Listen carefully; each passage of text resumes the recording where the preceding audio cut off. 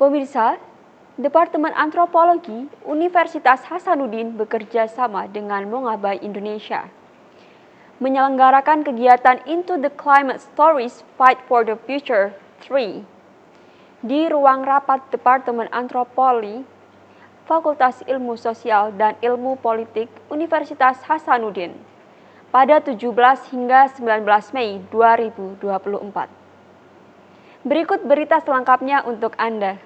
Into the Climate Stories Fight for the Future merupakan pelatihan khusus bagi orang-orang muda yang ada di Makassar dengan tujuan untuk peningkatan kapasitas suara mereka terkait dengan isu lingkungan yang ada yang dapat dituangkan baik dalam bentuk tulisan maupun konten. Kegiatan ini dihadiri oleh 24 peserta, baik dari Unhas maupun dari kampus lain, serta komunitas-komunitas muda maupun aktivis yang memiliki konsen terkait isu-isu lingkungan hidup yang telah lolos dalam tahap seleksi untuk mengikuti pelatihan ini.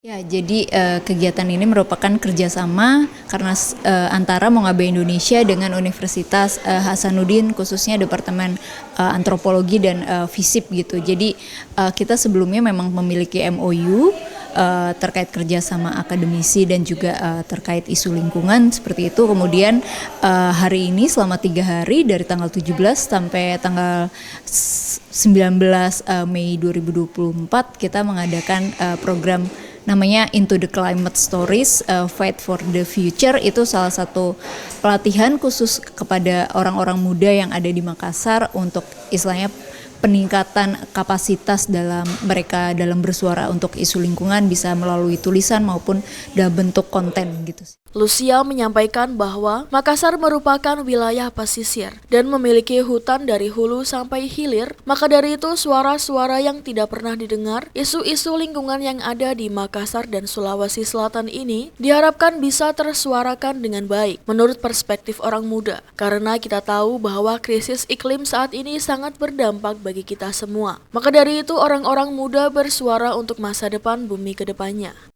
Ya, jadi dalam materi atau penyampaian soal pertama secara garis besar memang terkait soal lingkungan hidup.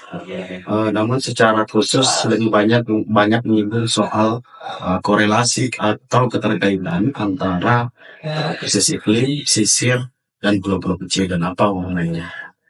Nah, ternyata memang kami lihat trennya semakin gawat ya, karena kondisi pesisir dan pulau-pulau kecil kita hari ini itu terancam soal politik kawasan atau WAU, di mana ada banyak pengurukan pasir laut dan reklamasi, dan berpada dengan persoalan krisis iklim, di mana dari hasil itu banyak mengubah kehidupan laut di sekitar Kota Makassar dan Selatan khususnya.